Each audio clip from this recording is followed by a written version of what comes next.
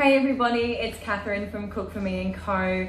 Today what I want to show you is a really simple recipe that actually got shown to me from a very dear friend of mine in my recent travels, and I was absolutely blown away at the simplicity of this. And today what we're going to be making is a pizza base from scratch. So you don't have to go running off to the shopping center to buy the ingredients. You've got them all in the comfort of your home and it'll take no time whatsoever.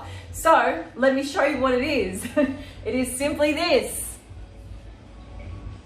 Greek yogurt. Yeah, you got it. We just need a cup of Greek yogurt, a cup of self-raising flour, and the magic will work itself out. So let's get it started, shall we? So we'll start with the cup of flour first. And then we'll add to that our cup of Greek yogurt. And it's simply this: stir.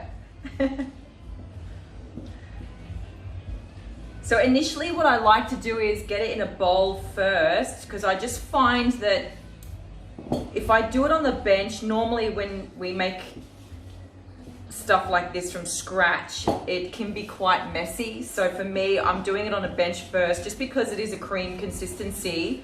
I want to make sure I break it down and bring it all together. So you can starting to see that it's starting to form a bit of a dough consistency. What I would say is have the self-raising flour on hand. You will need to top it up because clearly we're working with a wet substance, so it may need a little bit more flour as you work with it. So it's starting to come together. You can start to see it's starting to form. That's not looking too bad. Fantastic. So we've got that all stirred in. Now, once you've got it stirred in, literally, you can grab some flour. Make sure your board is nice and clean that you're working with. I like to wipe mine down with some soapy warm water. And then I literally just grab some self-raising flour, sift that around on the table, and we're going to dump that on it. So we take out what we've just mixed. This is where it gets messy, guys. So if you're happy to get your hands dirty, even better. So we'll put that aside, and now what we've got is that beautiful little bundle of joy that we're going to flip around a little bit on the table. So you can see I'm just slowly flipping it, treating it really gently.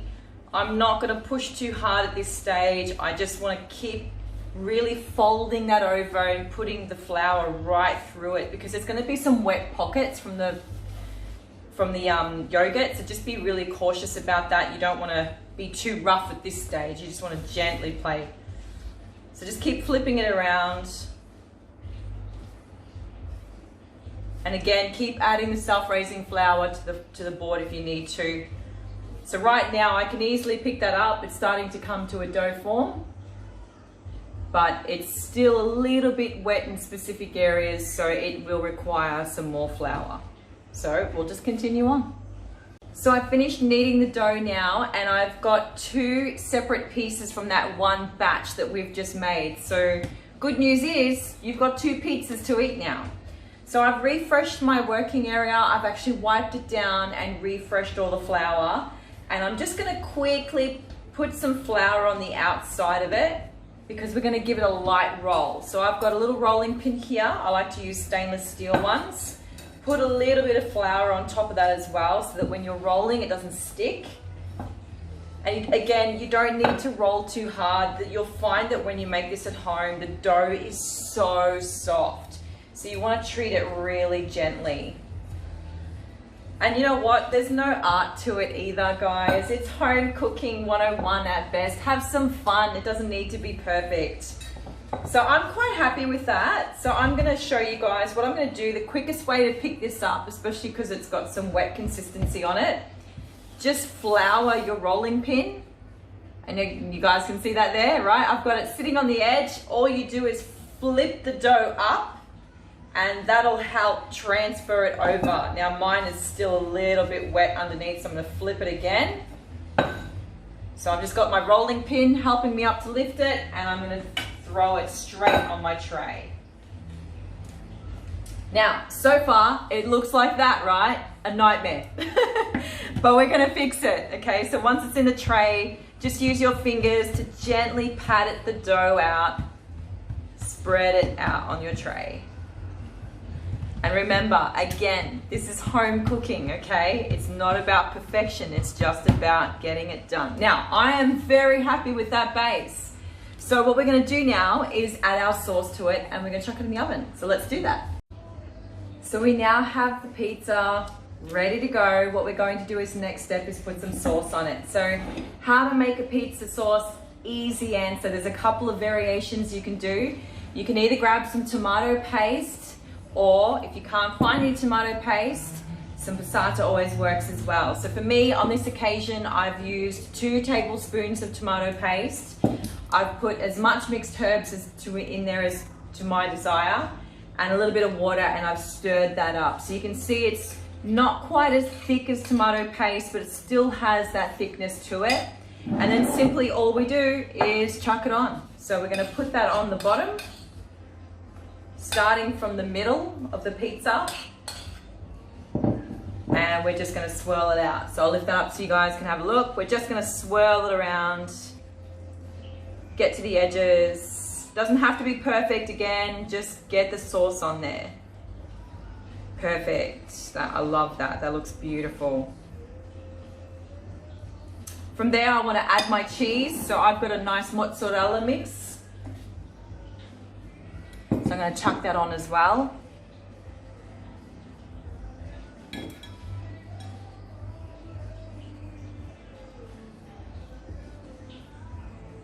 Yum. I can't wait to cook this. All right, so I'm happy with that. I'm going to put a sprinkle of salt on there. Let's chuck this in the oven. This is phase 1. The prosciutto is yet to come. Good luck. So this is currently the result of having the pizza in the oven for the last 10 minutes. I haven't left it in there too long because I want to take it out and add some ingredients to it. But right now, that is looking pretty amazing. So let's add the rest of the toppings to it so we can hook in. So at this stage, what I want to do, I want to add some garlic to it just because I love my garlic. So I'm going to sprinkle some garlic on top of that melted cheese. Oh, it smells divine. And then what I want to do is add some prosciutto to that. So I've got some pieces already made up here. So I'm just going to spread them out on top of the pizza. Yum. This is great for last minute guests coming over, or a party or a get together. You have no idea what to cook, you know, even get the guests involved. That's half the fun. And then what I'm also going to do is add some of these little tomatoes on there as well, just to add that beautiful texture to it. Oh, it looks and smells amazing. If only video could have smell. Great, well, I'm also going to do a little bit more dash of that sauce that we made up from earlier. Just a sprinkle of that. And of course, I've got a little bit of olive oil as well. Really important, just a little drizzle. And just a little more cheese, because we've had most of that cheese melt through now. So I'm gonna put this back in the oven now for another 5 minutes, and that should be completely cooked. So, let's get it in.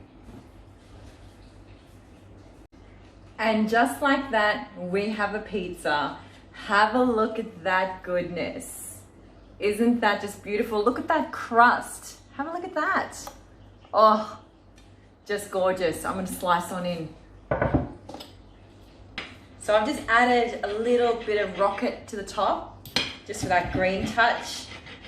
You can sprinkle some chili oil or chili flakes if you like that touch as well. I'm just gonna have a little taste, because I have to. Oh my goodness. Oh.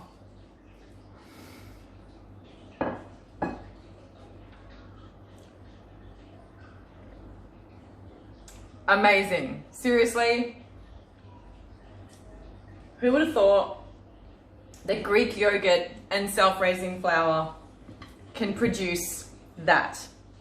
Happy eating to all the families out there. I hope you're having a fantastic day. Thank you so much for tuning in. Until next time, ciao.